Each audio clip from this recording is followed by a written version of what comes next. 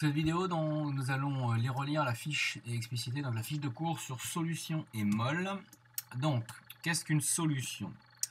Donc, une solution est un liquide homogène contenant une ou plusieurs espèces chimiques, solides, liquides ou gazeuses, dissoutes.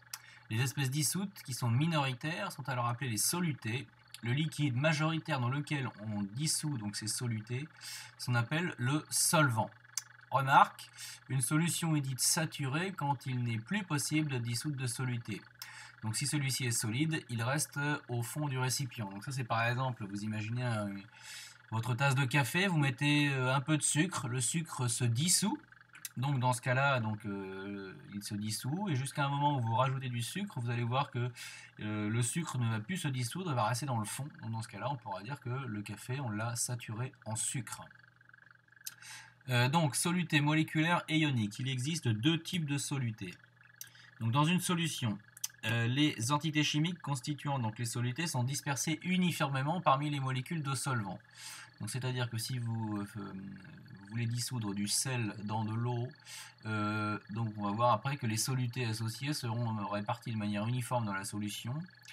Pareil, si vous dissolvez, si vous faites la dissolution donc, du sucre dans l'eau, les molécules de sucre, donc de glucose ici, donc seront dissoutes de manière homogène dans l'eau. Si le soluté donc, est une espèce donc liquide ou gazeuse moléculaire, donc par exemple, on vous donne des exemples, le diode, I2, ici c'est une molécule, ou alors le glucose, ici, sa dissolution donc, disperse uniformément les molécules de ce soluté au sein des molécules de solvant. Donc ça veut dire que le glucose qui était imaginé je sais pas moi, dans un carré de sucre reste sous la forme de molécules mais dispersées au sein des molécules d'eau. Dans ce cas-là, on dira que ce soluté donc qu'on a dissous, donc le soluté ici est un soluté de type moléculaire, puisque lorsque on le dissout, ce soluté, dans le solvant qui est ici par exemple l'eau, on obtient donc toujours donc, des molécules ici qui resteraient des molécules donc dispersées dans le solvant. Si par contre le soluté donc, est un solide ionique, par exemple le sel, donc, et quand on dissout donc, le sel dans l'eau, il se forme donc, des ions. Cette fois-ci, donc le sel, donc, qui est une formule NaCl, quand on le dissout dans l'eau, il ne reste pas sous la forme NaCl, mais il se forme des ions Na+, plus Cl-. Donc dans ce cas-là, la dissolution sépare et disperse donc, les cations et les anions au sein des molécules de solvant. Donc dans ce cas-là, si le soluté, lors de sa dissolution, produit des ions, dans ce cas-là, on parle d'un soluté qui est ionique. Donc ensuite, nous avons donc défini donc, le solvant. Donc le solvant est l'espèce majoritaire. Les espèces dissoutes, ce sont les solutés. Deux types de solutés, moléculaires, donc qui restent en molécules, on disperse dans ce cas-là les molécules au sein du solvant, et des solutés ioniques qui, lors de la dissolution, forment des ions. Nous allons pouvoir définir ce qu'on appelle les concentrations massiques et molaires donc, de ces solutés. Je répète, nous définissons donc des concentrations massiques et molaires. Donc ça, c'est ce que nous avons vu dans l'activité sur les analyses médicales. Ça, ce sont des concentrations, donc ça donne des concentrations massiques et molaires de solutés. Donc la concentration massique, qu'on note Cm, donc C pour concentration, le petit m pour massique, donc d'une solution, donc, et le quotient, donc le rapport donc, de la masse petit m de soluté sur le volume grand V de la solution. Donc vous avez ici la concentration, c'est donc le rapport de la masse de soluté que l'on a donc ici donc dissous dans le volume de solution.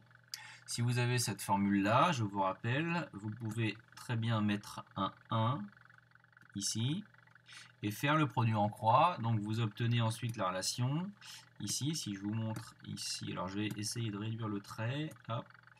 Je reviens à mon écran. Vous faites Cm, pardon, si je le baisse, hop. Donc vous faites ici Cm fois V égale 1 fois petit m, et vous obtenez cette équation-là. Donc M, ici, M fois 1 égale Cm fois V.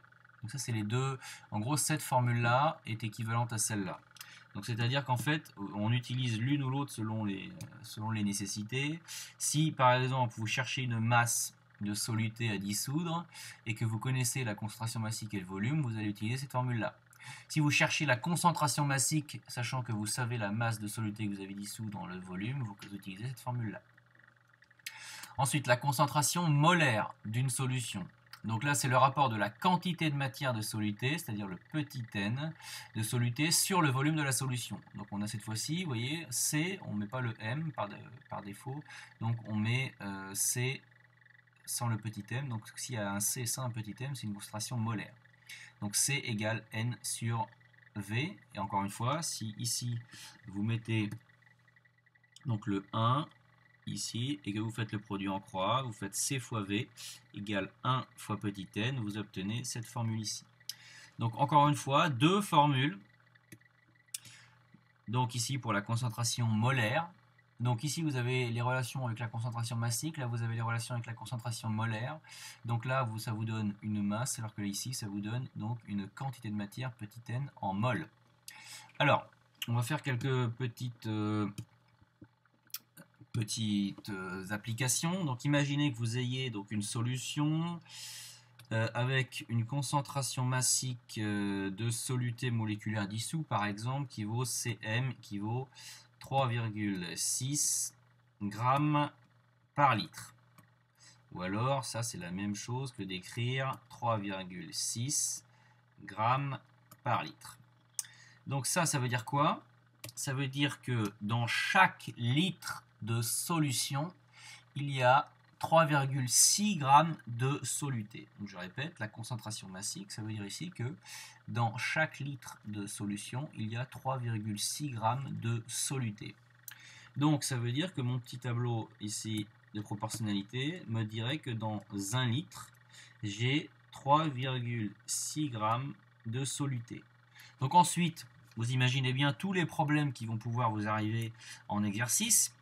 Si on vous dit par exemple que l'on veut la masse associée à tel volume, et ben dans ce cas-là, vous mettrez le volume, je ne sais pas moi, imaginez qu'on vous demande, je ne sais pas, la masse associée à 0,253 litres, imaginez, et qu'on cherche la masse ici.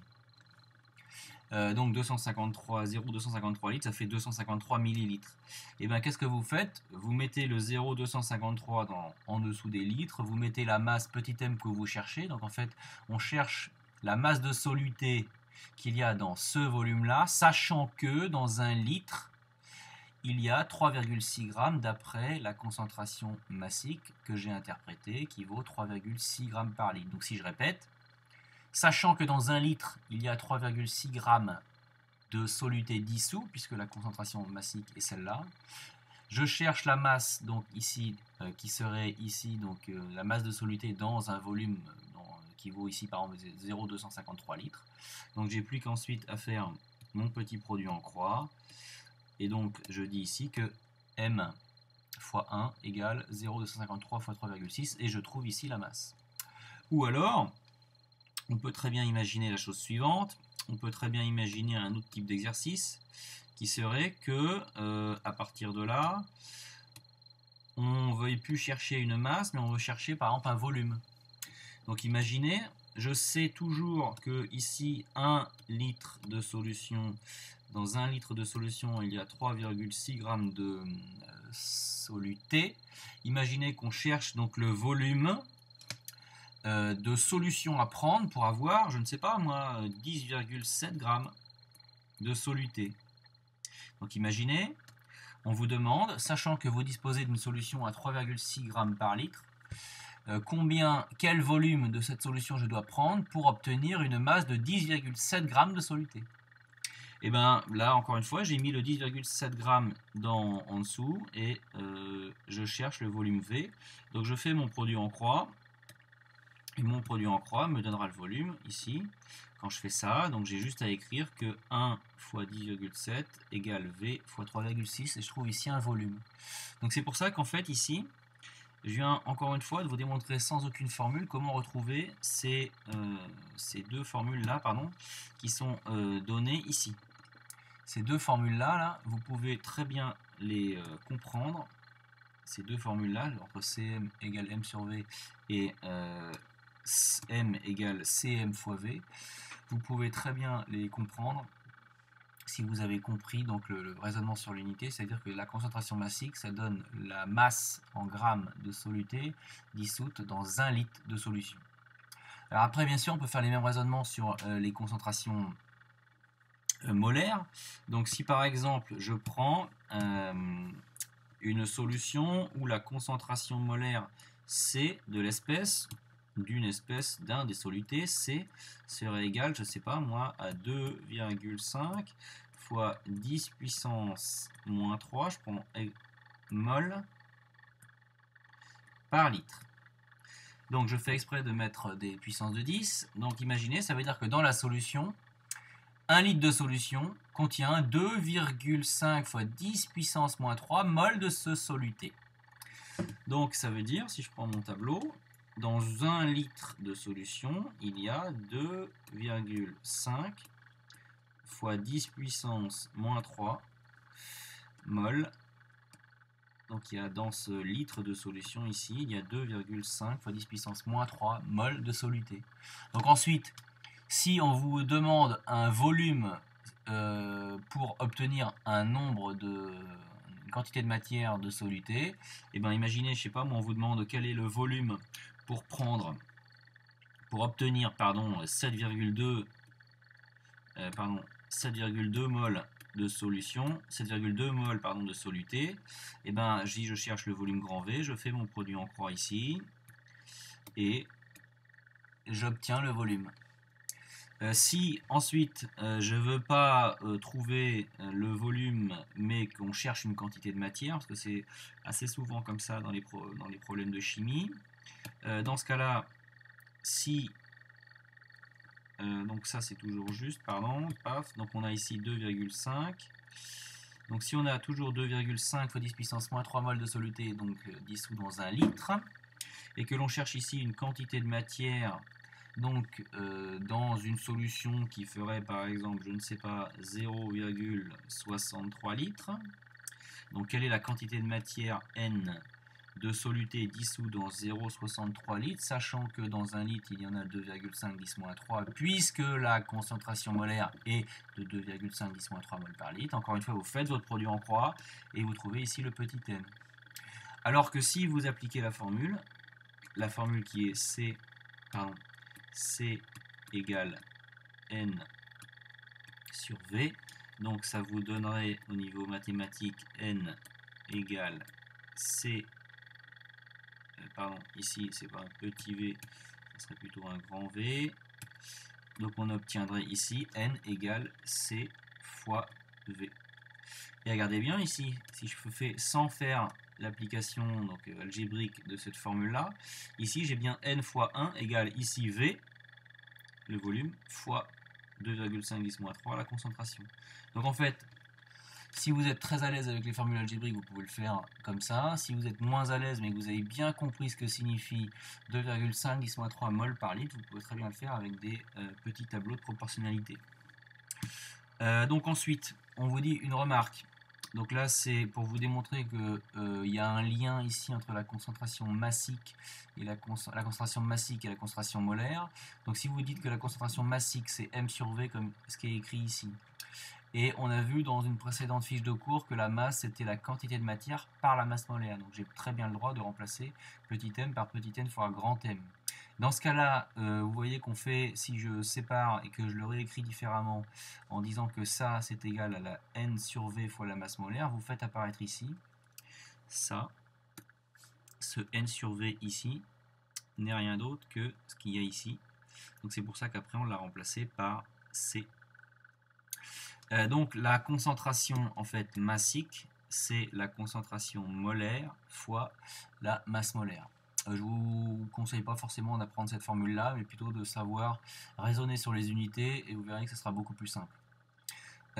Ensuite, si on continue donc cette fiche de cours, ici dans cette fiche dans la suite, on vous donne ici un schéma. Donc vous allez voir que à partir de maintenant, vous allez pouvoir avoir énormément d'exercices possibles pour trouver des volumes, pour trouver des masses, pour trouver des quantités de matière.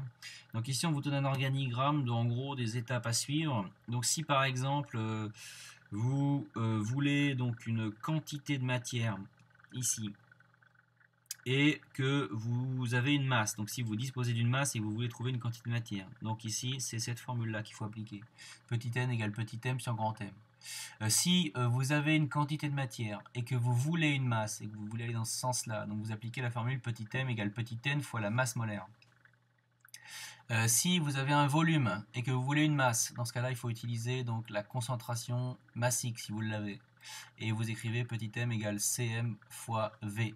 Si vous avez un volume et que vous voulez une quantité de matière et que vous avez la concentration, dans ce cas-là, il faut appliquer la formule petit n égale c fois v. Ensuite, si vous avez la quantité de matière et que vous voulez le nombre d'entités, donc là ça fait appel à ce qu'on a vu dans une précédente vidéo, il faut appliquer la formule petit n égale grand N égale petit n fois le nombre d'Avogadro. Et enfin, si vous avez le nombre d'entités et que vous voulez la quantité de matière, donc il vous faut dans ce cas-là utiliser la formule petit n égale grand N sur N.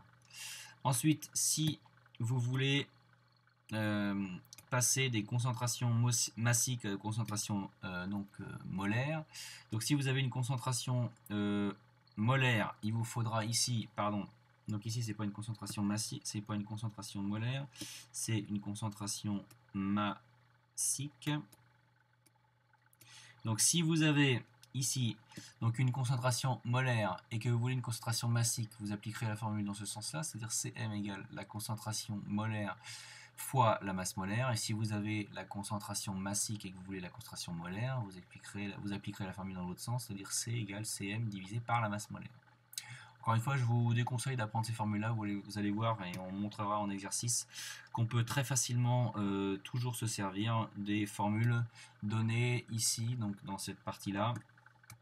Et c'est quand même plus simple d'avoir un minimum de formules à retenir, donc vous avez suffisamment à retenir entre ces formules-là et ces deux formules-là, vous allez voir qu'on pourra toujours se débrouiller avec ça.